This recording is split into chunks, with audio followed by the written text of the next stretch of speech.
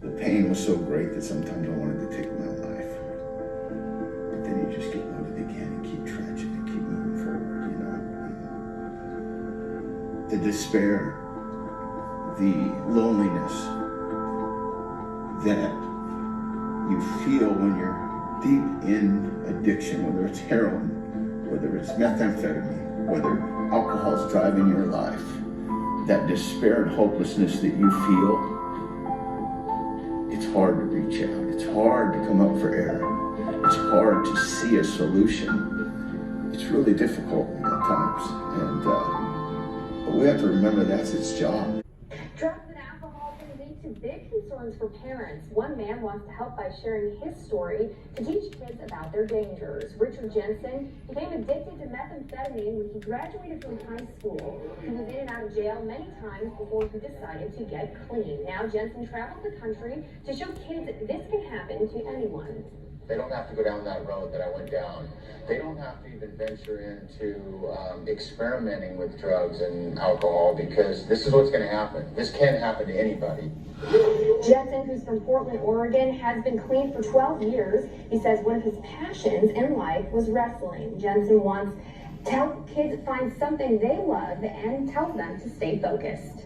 And they got a lot of idle time. They don't have as much stuff to keep them busy and keep them occupied and focused. These kids have got to have an outlet to be able to stay on track to find success.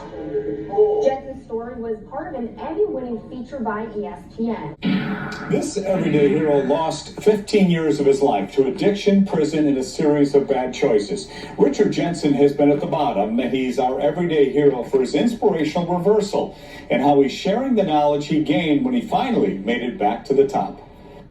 I call it, the magic formula that came together at the right time. You don't usually hear someone describe the lowest point of his life as a magic formula. There I was at the homeless shelter, getting released from prison. My mom passed away, and I'd seen my daughter just prior to that for the first time in a couple years. For Richard Jensen, it was time to finally conquer addiction, time to stop thieving and fighting, time to pick himself up off the mat and get his life back. I missed 15 years. It was in that moment he committed to treatment and got clean for good.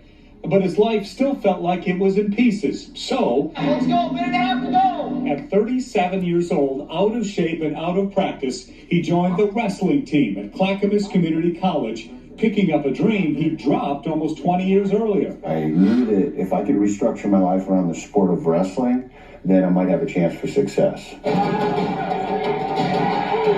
His inspirational story of perseverance and redemption was picked up by ESPN's Outside the Lines, and it won an Emmy. But it's what came after that is helping Jensen leave an even bigger, lasting legacy.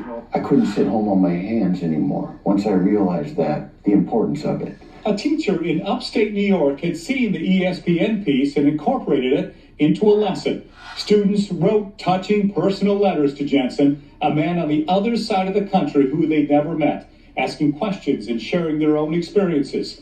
He had an idea. Instead of writing back, he flew to New York to talk to those kids in person, even though he'd never done any public speaking. I left there so inspired. Things went well. First time, I felt great. Felt like I reached them. Felt like the impact was high, and I was like, we have to do this. So Rich created his organization called Be a Champion in Life. Now he talks to students about the dangers of drugs and the power each person has to make the right decisions.